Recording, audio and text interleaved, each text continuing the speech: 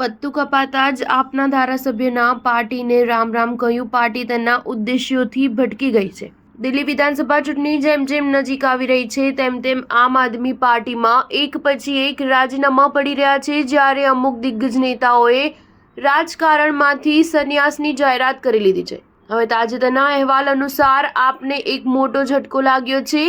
સિલમપુરથી આપના ધારાસભ્ય અબ્દુલ રહેમાને પાર્ટી છોડી દીધી છે અને તેઓ કોંગ્રેસમાં જોડાઈ ગયા છે. ઉલ્લેખનીય છે કે આમ આદમી પાર્ટીએ તેમનું આગામી વિધાનસભા ચૂંટણી પહેલા જ પત્તું કાપી નાખતા ટિકિટ ફાળવવાની ના પાડી હતી. આમ આદમી પાર્ટીએ હવે અહીંથી જુબેર અહેમદને ઉમેદવાર તરીકે જાહેર કર્યા છે, જે પૂર્વ કોંગ્રેસી ધારાસભ્ય ચૌધરી મતીન અહેમદના દીકરા છે. આ મામલે નારાજગી વ્યક્ત કરતા પાર્ટીના પૂર્વ ધારાસભ્યએ પત્રમાં લખ્યું કે આવનારા દિવસોમાં હું મારી રાજનીતિની દિશા નક્કી કરીશ. જો કે પત્ર લખ્યા બાદ તેઓ તરત જ કોંગ્રેસમાં જોડાઈ ગયા હતા. તેમણે પત્રમાં આપ સામે નિશાન તાકતા લખ્યું કે પાર્ટી તેના ઉદ્દેશ્યોથી ભટકી ગઈ છે. સ્ટાર ન્યૂઝ 7 હંમેશા સચ્ચાઈની સાથે.